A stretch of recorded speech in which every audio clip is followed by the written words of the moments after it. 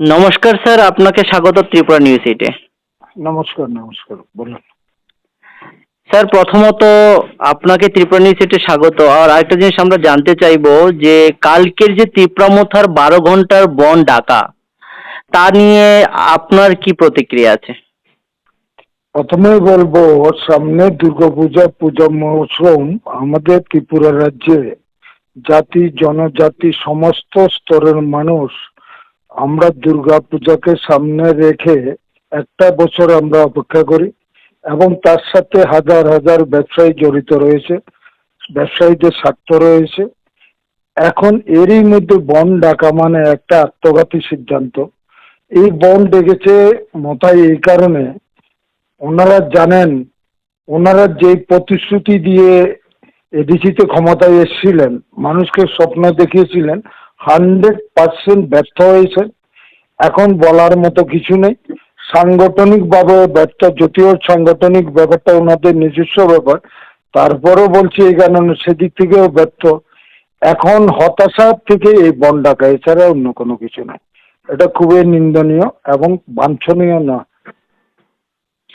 মথার যে শীর্ষ নেতারা রয়েছেন, ওরা বলেছেন যে পাবলিকের জন্য উইক নাকি এই বন ডাকা হয়েছে।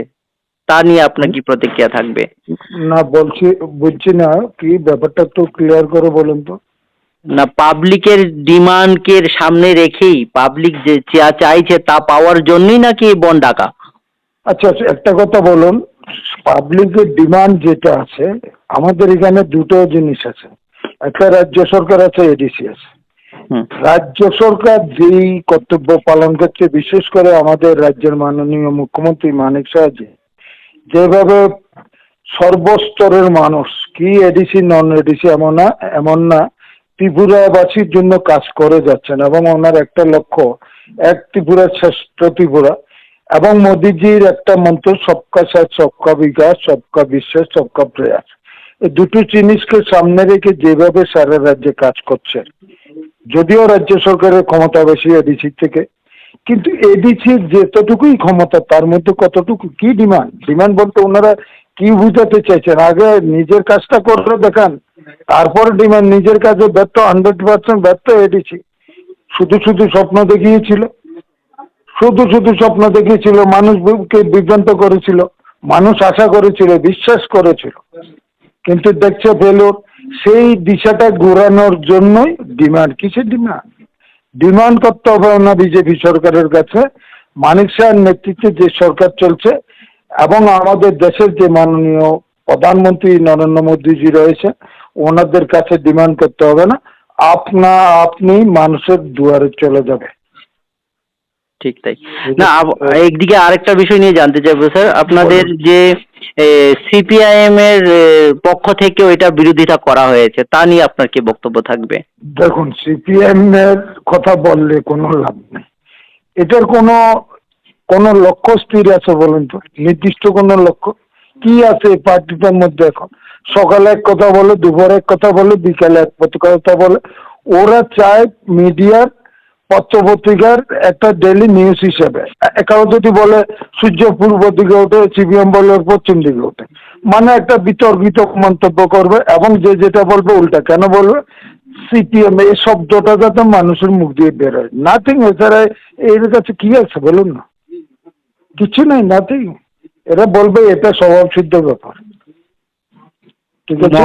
মহারাজ প্রদ্যুৎ কিশোর মাণিক্য বলেছেন যে গভর্নমেন্টকে প্রেসারে রাখার জন্য নাকি এই বন ডাকা। উনার এই বক্তব্য নিয়ে আপনার কি প্রতিক্রিয়া থাকবে স্যার? আমি ওনার এই যে বক্তব্য, গভর্নমেন্টকে প্রেসারে রাখার জন্য এই বন ডাকা, এটা একটা যুক্তি হলো বলুন?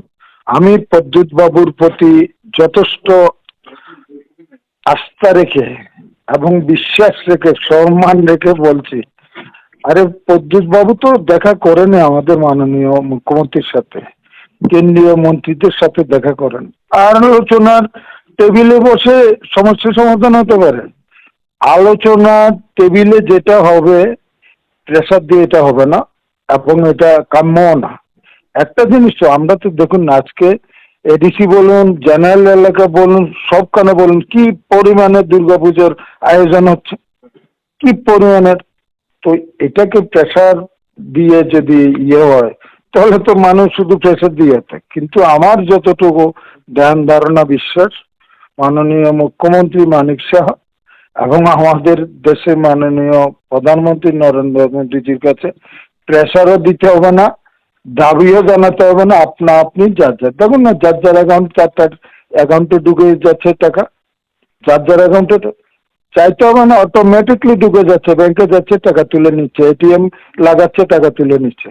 কি কোনো মিছিল করতেছে? বিজেপির মিছিল করতে আছে? সর্বস্তরের মানুষ পেয়ে যাচ্ছে।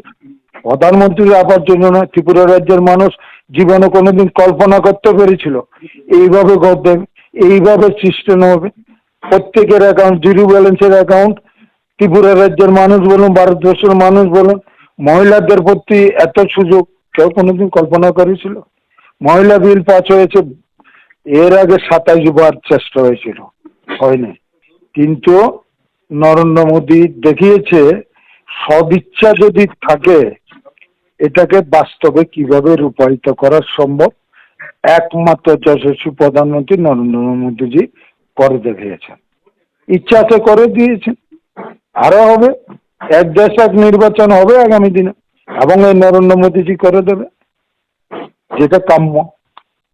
অবশ্যই স্যার, অবশেষে আরেকটি প্রশ্ন ছিল আপনার কাছে। বল। জিআরবিটি নিয়ে, আপনার জিআরবিটি যে নতুন করে যে চাকরি অফার দেওয়া হয়েছে, তা নিয়ে আপনার সহদলীয় এমডিসি পদ্মলোচন ত্রিপুরার কয়েকটি আমরা বাইট শুনেছি বা ইন্টারভিউ দেখতে পেরেছি, উনি সহদলীয়র কাছ থেকে উনি একটু নারাজ দেখিয়েছেন, তা নিয়ে আপনার কি প্রতিক্রিয়া আছে? এটা আমি দুটো জিনিস বলবো। ওনার যে নারাজ দেখিয়েছেন ওটা ওনার ব্যক্তিগত ব্যাপার, এবং গণতান্ত্রিক রাষ্ট্র প্রত্যেকের ওই যার যার না, ওনার একটি দাবি ছিল স্যার, ওনাদের রাজনীতি করার সব রাস্তা নাকি বন্ধ হয়ে যাচ্ছে, কেননা ওই সিপিআইএম এর ঘরের ছেলেরাই চাকরি পেয়েছেন। সদলীয় ওনার যে বিজেপির যে কর্মীরা আছে, যে কনিষ্ঠ কর্মীরা যারা পাওয়ার যোগ্য চাকরি জিআরবিটির, ওরা নাকি চাকরি পায়নি, তা নিয়ে আপনার কি বক্তব্য আছে? শুনুন, একটা আমি ওটাই বলেছি, ওটা ওনার কমপ্লিটলি নিজস্ব ব্যাপার। আমাদের রাজ্যের মাননীয় মুখ্যমন্ত্রী several time press media, electronic media, দলীয় সভা সবখানে এই একটি কথা বলে যাচ্ছেন, ট্রান্সপারেন্সির কথা বলে যাচ্ছেন, স্বচ্ছ নিয়োগ নীতির কথা বলে যাচ্ছেন। এখানে তো দলবাজির কথা উনি বলছেন না, স্বচ্ছ নিয়োগ নীতি। আর এই যে সিপিএম এর 10,323 সেই কথা আবার আনতে হচ্ছে। এই সিপিএম অতি দলবাজি করতে গিয়ে তার শিকার হয়েছে 10,323। কেউ দেয় না, কেউ দেয় না, কেউ দেয় না। দল এক জিনিস, প্রশাসন এক জিনিস। আর বেশি দলীয়করণ করতে গিয়ে আজকে এই এতগুলি ছেলের জীবন বিপন্ন হয়েছে, এবং তার জন্য 100% সিপিএম পার্টি দেয়। অসংখ্য অসংখ্য ধন্যবাদ স্যার, আপনার মূল্যবান সময় থেকে আমাদের সময় দেওয়ার জন্য।